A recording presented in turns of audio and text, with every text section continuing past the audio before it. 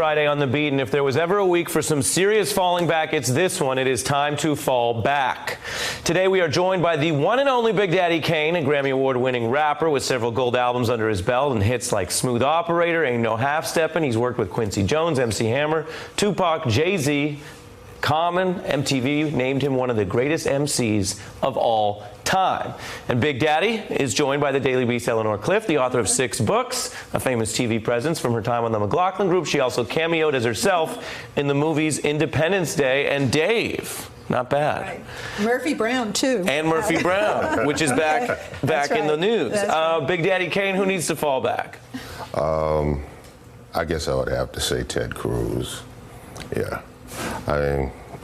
I think that, you know, for you to take a stand and be so firm about death penalty, you know, to the point that you feel that kids deserve it, that rapists that didn't murder anybody deserve it, then, you know, you should have these same views about someone else that's being, you know, charged with something. You know, you can't sit there and say that, oh, he was just a kid.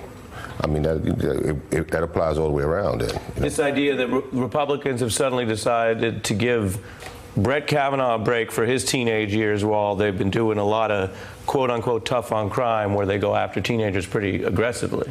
Yeah, I mean, you know, me, myself, I mean, I can't sit there and condemn someone else if I'm not going to have the same views for the people that's in my house, you know? Yeah, it does seem that the only time we see this sort of new comfort with youthful indiscretions by the Republican elite seems to be when it's one of their own. Well, and it really did come up in the Kavanaugh stuff. I mean, I was a lot about class.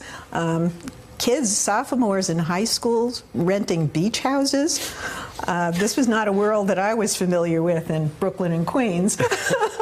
And yeah, youthful indiscretions or, oh, we did it in teenage years, it shouldn't matter. Now, I think fair-minded people can come down on both sides of whether what he was accused of, if in fact he did it, whether that was disqualifying or not. Right. But all of the excuses made for it, even, you know, the fact that, gee, we shouldn't be shaming people who drink beer.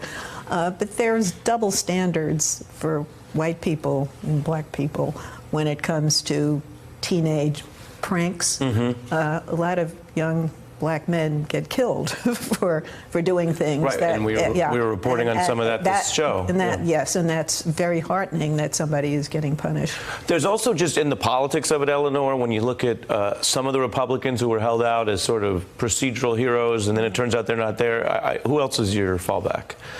Well, Susan Collins was a big disappointment in trying to reclaim the moral high ground for the Republican Party. I look at her doing their dirty work, so I put her there. But Lindsey Graham, I guess, if you're a Republican strategist, he actually reclaimed the Kavanaugh nomination when he had his outburst. He turned that hearing around. But you think he turned it around? I think he did. And yes, he did it. And he did it with anger. That's right. And he, by the way, we talk about who's bringing up what. He brought up his white maleness for whatever reason, right, and said, "quote, because he's a white male from South Carolina, he's not allowed to talk, but he's gonna." Let's look at that moment. This is the most unethical sham since I've been in politics. And if you really wanted to know the truth, you sure as hell wouldn't have done what you've done to this guy. This is hell. This is going to destroy the ability of good people to come forward because of this crap. Well, now that Mr. Kavanaugh is likely to be installed on the court, maybe Lindsey Graham will go back to being his folksy South Carolina self, somebody who works across party lines. I wonder how he is dealing with the loss of John McCain. I mean, he really was McCain's wingman. Interesting. And so I'm thinking maybe that has something to do with his going off the rails. I hadn't heard that. That might make him a little more unmoored. Yeah. Who else do you think needs to fall back? Honestly, I'd probably have to say Kanye. Kanye West. Yeah. He went out on SNL. We have a little clip of this, and you could speak to it. This was after the end of SNL, so not everyone saw this on TV. Take a look. They bully me. They bullied me backstage. They said, don't go out there with that hat on. They bullied me backstage. They bullied me.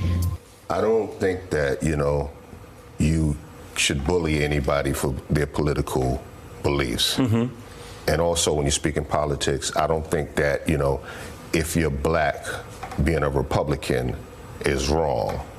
And I don't think that being a Democrat is right. You have the right to choose whatever political party you want to be a part of. However, if it's the type of situation where you're defending someone that's destroying your race, your education, so many other different things, and blatantly just, supporting racism and being a sexist on television in front of everyone to see, I don't see how you can respect that. So it's not about politics. It's not about being a Republican or a Democrat. It's about, the way a person is. Does it strike you that in the way that Kanye West talks about it, there's actually a disturbing echo of the way Brett Kavanaugh supporters and other people talk about it, which is people with a lot of privilege, money, and power saying they're the victim, they're being bullied. I mean, Kanye West is literally on TV wearing the red hat. So his notion that he's being repressed doesn't work because he's out there with the platform. Well, it also doesn't work because he was wearing a Perrier bottle moments before. Right. I want to say something on behalf of Black Republicans. I grew up in New York, and I lived in Atlanta for 10 years. And that was when I first saw Black Republicans who were living the legacy of Abraham Lincoln, and they were the good guys. And really, it was my political awakening in Atlanta when the city was too busy to hate, and there was a white progressive mayor who really worked at race relations. But Republicans have been used as trophies in the Republican Party. They haven't really been fully integrated, I don't think. And I don't know if this era is the time for them. I think the Republican Party has a lot of soul searching to do as to who and what they are. Right. Well, and I didn't know we were going to talk about Black Republicans so much. That's like a Jay-Z song, and he's not even here to talk to you about it, Big Daddy. But it is interesting, and it goes to what you're saying, the moment we're in, which is on both race and gender. It's not just politics. People are talking about whether they're under attack, their identities. Yeah, I have friends that and black friends that are Republicans. So, I mean, because you're Republican, that doesn't make you a bad guy. Sure. Yeah. I really appreciate you coming by. I always like meeting the legends, Big Daddy Kane. Thank you. And Eleanor Cliff, or if we want to do a rap name, we could say Lil Eleanor, with your blessing.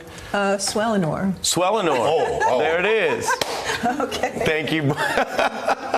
Thank you both. Hey, I'm Ari Melber from MSNBC. You can see more of our videos right here, or better yet, subscribe to our YouTube channel below. You could have been anywhere in the world, but you're here with us, and we appreciate that.